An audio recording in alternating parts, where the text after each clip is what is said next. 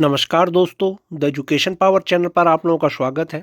दोस्तों, आज के वीडियो में हम लोग चर्चा करेंगे विशिष्ट शिक्षकों का पदोन्नति किस प्रकार से किया जाएगा। शिक्षा विभाग बिहार सरकार के द्वारा पदोन्नति चार्ट जारी किया गया है दोस्तों। जो पहले फेज के विशिष्ट शिक्षक हैं, जो 1 जनवरी से 7 जनवरी 2025 के बीच में अपने विद्यालय में योगदान करके विशिष्ट शिक्षक बने हैं, और दूसरा 1 मार्च से 7 मार्च 2025 के बीच में अपने ही विद्यालय में योगदान करके विशिष्ट शिक्षक बने हैं दोस्तों। सभी प्रकार के जो विशिष्ट शिक्षक अब तक बने हैं फर्स्ट फेज और सेकेंड फेज, वैसे विशिष्ट शिक्षकों का पदोन्नति किस प्रकार से किया जाएगा, किस आधार पर किया जाएगा, उसी के बारे में आज के वीडियो में हम लोग चर्चा करेंगे। और सक्षमता 1 पास जो विशिष्ट शिक्षक है और सक्षमता 2 पास जो विशिष्ट शिक्षक है, उसमें वरीयता का निर्धारण किस प्रकार से किया जाएगा दोस्तों, उसके बारे में विस्तार से चर्चा करेंगे आज के वीडियो में। और जो प्रमोशन का लाभ है दोस्तों, सबसे पहले सक्षमता 1 पास विशिष्ट शिक्षक को मिलेगा या सक्षमता 2 पास विशिष्ट शिक्षक को मिलेगा, उसके बारे में चर्चा करेंगे। वीडियो शुरू करने से पहले एक रिक्वेस्ट है दोस्तों, जो लोग मेरे चैनल को सब्सक्राइब नहीं किए हैं, कृपया चैनल को सब्सक्राइब कर दीजिए और बेल आइकन को दबा दीजिए। तो चलिए शुरू करते हैं आज का वीडियो। शिक्षा विभाग बिहार सरकार के द्वारा दोस्तों प्रोन्नति का विशिष्ट शिक्षकों के लिए चार्ट जारी किया गया है, और कुल 4 प्रकार के शिक्षक होंगे दोस्तों। एक तो 1 to 5 के होंगे, एक 6 to 8 के होंगे, एक 9 10 के होंगे और एक 11 12 के होंगे।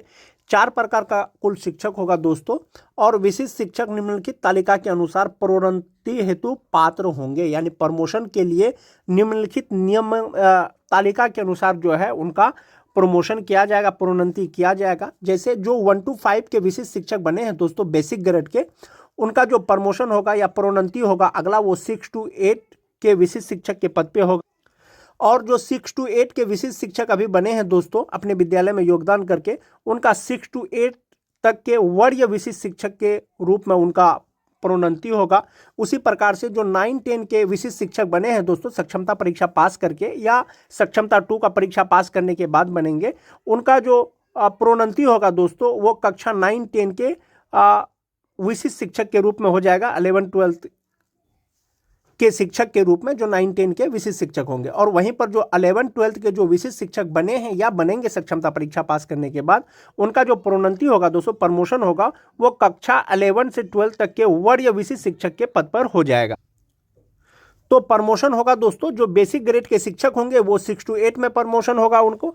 जो 6 to 8 के विशिष्ट शिक्षक होंगे उनको 6 to 8 के वरीय विशिष्ट शिक्षक के रूप में हो जाएगा।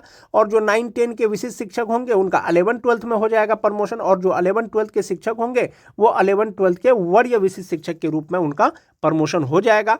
और अभियुक्ति दोस्तों, उपलब्ध रिक्तियों के अनुसार यदि 1 to 5 के किसी विशिष्ट शिक्षकों को प्रमोशन देना है यानी प्रोन्नति करना है, अगर रिक्ति उपलब्ध है दोस्तों 6 to 8 के विशिष्ट शिक्षक का, तो उनका प्रमोशन हो जाएगा। वहीं पर 6 to 8 के अगर शिक्षकों का अगर प्रमोशन करना है या उनको प्रोन्नति देना है, अगर 6 to 8 का वरीय विशिष्ट शिक्षक का अगर रिक्ति रहेगा तो दोस्तों उसके अनुसार उनका प्रोन्नति हो जाएगा। इसमें है 100 स्थानिक उत्क्रम, यानी अपने ही पद पर वे वरीय विशिष्ट शिक्षक बन जाएंगे 6 to 8 के, जो 6 to 8 के विशिष्ट शिक्षक होंगे।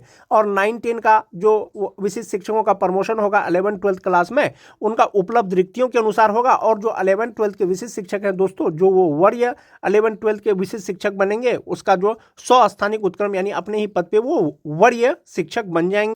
और ये सब के लिए दोस्तों प्रोन्नति के लिए समय अवधि दिया गया है दोस्तों, 8 वर्ष समय अवधि होना चाहिए। यानी 8 वर्ष की अगर आपकी सेवा पूरी हो जाती है विशिष्ट शिक्षक के तौर पर, तो आपको प्रमोशन दिया जाएगा। ये तो चार्ट जारी किया गया है दोस्तों। अधिकार के रूप में किसी भी प्रोन्नति का दावा नहीं किया जा सकता है। सभी प्रोन्नति उपलब्ध रिक्तियों के अधीन होगी। रिक्ति उपलब्ध रहेगा तभी प्रोन्नति होगा दोस्तों, और विभाग या नीति को ध्यान में रखते हुए की जाएगी, विभाग के अनुसार होगा दोस्तों। इसके अलावा सभी प्रोन्नति विभाग की प्रचलित नीति के अनुसार की जाएगी और अपेक्षित योग्यता सहित पात्रता के अधीन होगी। योग्यता सहित पात्रता के अधीन का मतलब हुआ दोस्तों, यदि कोई 1 to 5 के बेसिक ग्रेड के यदि विशिष्ट शिक्षक हैं, यदि उनको 6 to 8 के विशिष्ट शिक्षक के पद पर प्रमोशन दिया जाएगा, तो वो ट्रेंड तो है ही, प्रशिक्षित है, वो दक्षता या टीटी पास है और उनको जो एक्स्ट्रा क्वालिफिकेशन चाहिए दोस्तों विशिष्ट शिक्षक के तौर पर योगदान करने की तिथि में उनको ग्रेजुएट होना चाहिए, किसी भी पेपर से स्नातक पास होना चाहिए, तो उनका जो है प्रोन्नति 1 to 5 से 6 to 8 में कर दिया जाएगा। उसी तरह से जो 6 to 8 के वरीय शिक्षक विशिष्ट शिक्षक होंगे दोस्तों वो तो ग्रेजुएट तो होंगे ही, 8 साल की सेवा के बाद जो है उनको जो है वरीय विशिष्ट शिक्षक के रूप में उनको प्रोन्नति किया जा सकता है। तो इस प्रकार से दोस्तों 8 वर्ष की सेवा के बाद जो विशिष्ट शिक्षक हैं उनको प्रोन्नति यानी प्रमोशन का लाभ दिया जाएगा उपलब्ध रिक्तियों के अनुसार। जो 6 to 8 के बनेंगे वो अपने ही पद पे बनेंगे और उसके लिए दोस्तों जो पात्रता है और जो योग्यता चाहिए वो होना चाहिए, यानी कि 1 to 5 के शिक्षक 6 to 8 में अगर उनको प्रमोशन लेना है तो उनको ग्रेजुएट होना चाहिए। अगर ग्रेजुएशन नहीं किए हैं तो आप ग्रेजुएशन कर लीजिए। जिस दिन आप अपना पेपर संलग्न करेंगे ग्रेजुएशन कंप्लीट होने का, उस दिन से आपका समय अवधि जोड़ा जाएगा और आपको भी प्रोन्नति का लाभ दिया जा सकता है। जहां तक बात वरीयता क्रम की बात करते हैं दोस्तों, विशिष्ट शिक्षकों का जो वरीयता क्रम होगा जिला स्तर पर विशिष्ट शिक्षकों की एक वरीयता सूची संधारित की जाएगी, यानी जिला स्तर पर एक सूची बनेगा दोस्तों जिसमें विशिष्ट शिक्षकों का वरीयता का क्रमांक दिया हुआ रहेगा कि कौन से शिक्षक सीनियर होंगे, कौन से शिक्षक जूनियर होंगे। शिक्षकों की प्रत्येक श्रेणी यथा प्राथमिक, मध्य माध्यमिक, उच्च माध्यमिक के लिए विषयवार एक अलग वरीयता सूची तैयार की जाएगी, यानी कि जो 1 to 5 के शिक्षक होंगे दोस्तों उनका वरीयता सूची अलग, 6 to 8 के जो विशिष्ट शिक्षक हैं उसका वरीयता सूची अलग, और माध्यमिक के जो विशिष्ट शिक्षक है उसका वरीयता अलग, और उच्च माध्यमिक के जो शिक्षक है उनका वरीयता सूची अलग। ये जिला कार्यालय द्वारा बनाया जाएगा दोस्तों। विशिष्ट शिक्षकों की वरीयता निम्नलिखित मापदंडों के अनुसार तैयार की जाएगी। फिलहाल दोस्तों सीनियर जूनियर का मापदंड तैयार नहीं किया गया है, ये जिला शिक्षा कार्यालय द्वारा ये मापदंड तैयार किया जाएगा। जैसा कि आप देख सकते हैं जो विशिष्ट शिक्षकों का जो वरीयता होगा दोस्तों वो किस प्रकार से किया जा सकेगा। एक है दोस्तों स्थानीय निकाय के शिक्षक के रूप में प्रशिक्षित वेतनवान मान प्राप्त करने की तिथि से। स्थान यानी जब वे नियोजित शिक्षक थे, जो विशिष्ट शिक्षक अभी बने हैं, जब वे नियोजित शिक्षक थे तो किस तिथि से उनको प्रशिक्षित वेतनमान मिल रहा है, उस तिथि से वो सीनियर या जूनियर माने जाएंगे। उसके बाद है दोस्तों जहां दो शिक्षक उपर्युक्त मापदंड के अनुसार एक ही तिथि साझा करते हैं उनकी जन्म तिथि वरीयता तय करने के लिए मापदंड होगी। बहुत से ऐसे शिक्षक होंगे दोस्तों जो एक ही तिथि को प्रशिक्षित हुए हैं, एक ही तिथि से प्रशिक्षित शिक्षक का वेतन मिल रहा है।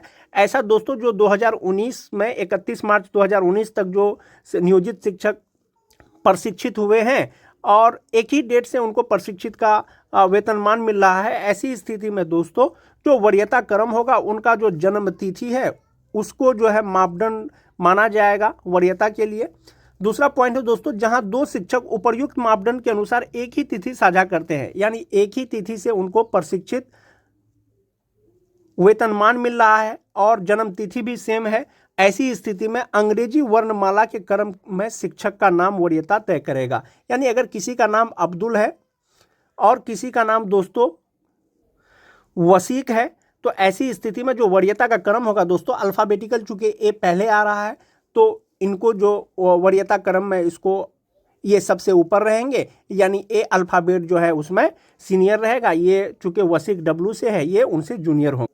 लेकिन फिर भी ये मापदंड दोस्तों जिला शिक्षा कार्यालय द्वारा तैयार किया जाएगा। और दूसरा चीज़ है दोस्तों कि उपर्युक्त मापदंड में फिट नहीं होने वाले किसी अन्य मामले का निर्णय विभाग द्वारा किया जाएगा। अगर इसके अतिरिक्त भी अगर कोई मामला आता है सीनियर जूनियर डिफरेंशिएट करने का तो इसके लिए शिक्षा विभाग जो है उस पर निर्णय लेगा। लेकिन फिलहाल दोस्तों आप ये मान के चलें जो प्रशिक्षित वेतनमान आपको मिल रहा था नियोजित शिक्षक के रूप में वही आपका वरीयता क्रम का निर्धारण किया जाएगा। उसके अतिरिक्त जो भी होगा दोस्तों वो शिक्षा विभाग द्वारा इसके बारे में निर्णय लिया जाएगा।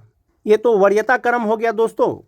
और जहाँ तक बात वेतन का है दोस्तों अभी तक विशिष्ट शिक्षकों को कितना वेतन मिलेगा इसका निर्धारण नहीं किया गया है, लेकिन जो नियमावली का 8.1 था 8.2 था इसमें स्पष्ट लिखा गया है कि स्थानीय निकाय नियमावली 2020 के तहत उन्हें वेतन संरक्षण यानी पे प्रोटेक्शन का लाभ मिलेगा। और दूसरा था दोस्तों इस नियमावली के प्रभावी होने से उनको फिटमेंट मैट्रिक्स के अनुसार वेतन मिलेगा। ये नियमावली में लिखा हुआ तो दोस्तों अब शिक्षा विभाग के द्वारा क्या आदेश जारी होता है वो आपको आने वाले समय में पता चल जाएगा। तो आज के वीडियो में हम लोग शिक्षकों ने चर्चा किया दोस्तों, जो प्रोन्नति दिया जाएगा विशिष्ट शिक्षकों को, चाहे वो 1 to 5 के हो, चाहे वो 6 to 8 के हो, चाहे वो माध्यमिक शिक्षक हो, चाहे वो उच्च माध्यमिक के विशिष्ट शिक्षक हो, उनको प्रमोशन किस प्रकार से मिलेगा और कितने अवधि में मिलेगा। और दोस्तों प्रमोशन के लिए जो वांछित योग्यता है वो आपके पास होना चाहिए। अगर 1 to 5 से 6 to 8 में जा रहे हैं तो आपको ग्रेजुएट होना चाहिए। 9 10 से अगर 11 12 में जा रहे हैं तो पोस्ट ग्रेजुएट होना चाहिए। और जो 6 to 8 के पद पर या 11 12 के पद पर विशिष्ट शिक्षक के पद पर जो प्रमोशन होगा दोस्तों, वो उपलब्ध रिक्ति के अनुसार होगा। और जहां पर 6 to 8 के विशिष्ट शिक्षक का प्रोन्नति होगा वरीय विशिष्ट शिक्षक के रूप में, तो वो अपने ही स्थान पे बनेंगे। और 11 12 के जो वरीय विशिष्ट शिक्षक बनेंगे वे भी अपने स्थान में बनेंगे। और जहां तक बात नियोजित शिक्षकों के पदोन्नति का है दोस्तों, जो सक्षमता परीक्षा अब तक नहीं दिए हैं, लगातार 12 साल की सेवा जिनकी हो गई है या प्रशिक्षण का 12 साल हो गया है, उनको पदोन्नति यानी प्रोन्नति दिया जाएगा दोस्तों अगले ग्रेड में। शिक्षा विभाग के द्वारा बहुत से जिला के द्वारा दोस्तों लेटर जारी किया गया है। ये कार्यालय जिला शिक्षा पदाधिकारी आरा के द्वारा ये लेटर निकाला गया है दोस्तों, और ये 7 फरवरी 2025 का लेटर है और रिसेंट का लेटर है दोस्तों।